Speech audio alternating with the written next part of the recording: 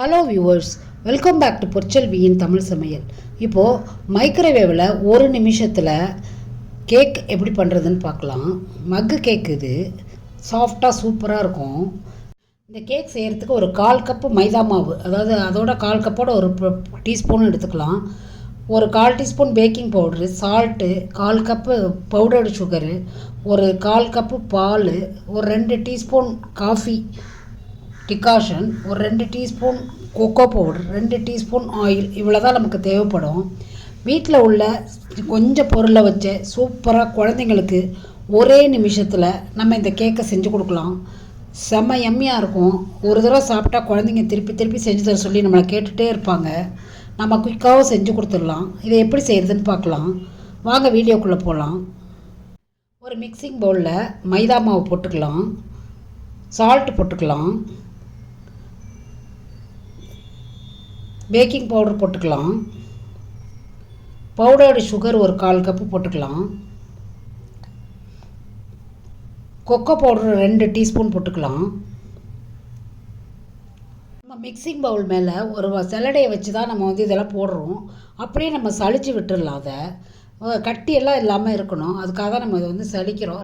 சளிச்சிட்டு கட்டி இல்லாமல் இருந்தால் தான் நமக்கு கேக்கு சரியான பதத்துக்கு வரும்.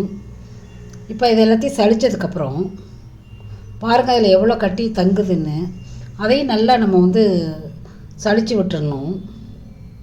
இந்த மிக்சிங் பவுலை எடுத்து தனியாக வச்சுக்கலாம். இதை நல்லா கலந்து விட்டுக்கலாம்.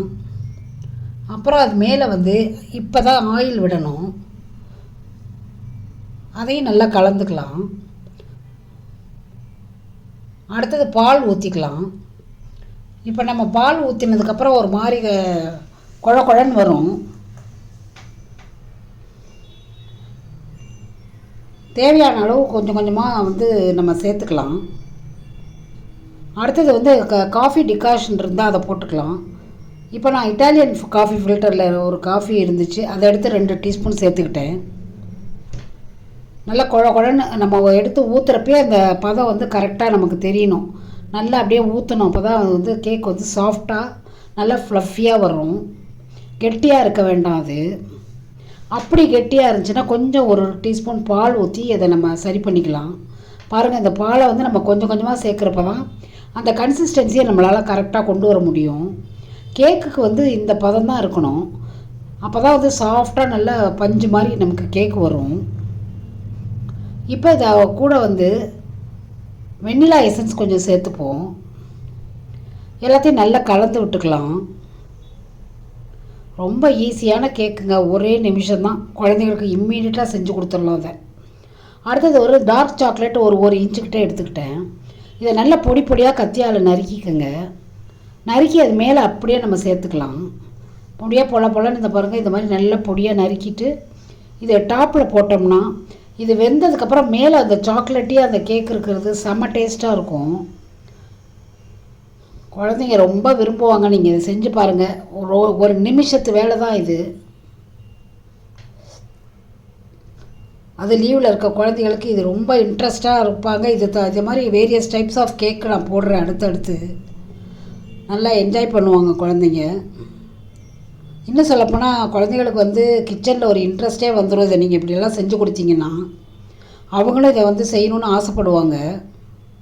நல்லா டேஸ்ட்டாக எம்மியாக சாக்லேட் கேக்கு, சாக்லேட் மக்கு கேக் இம்மீடியட்டாக நமக்கு ரெடி ஆகிடுச்சு. செஞ்சு பார்த்துட்டு கமெண்ட் பாக்ஸில் போடுங்க. இது ரொம்ப உபயோகமான வீடியோவாக உங்களுக்கு இருக்கும்னு நினைக்கிறேன்.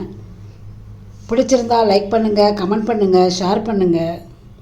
மறக்காமல் சப்ஸ்கிரைப் பண்ணுங்கள். உங்கள் ஃப்ரெண்ட்ஸ் அண்ட் ஃபேமிலிக்கும் ஷேர் பண்ணுங்கள். பெல் ஐக்கானையும் அமைக்கிக்கோங்க. அப்போ தான் நான் போடுற வீடியோ உங்களுக்கு நோட்டிஃபிகேஷனில் சேரும். வணக்கம்.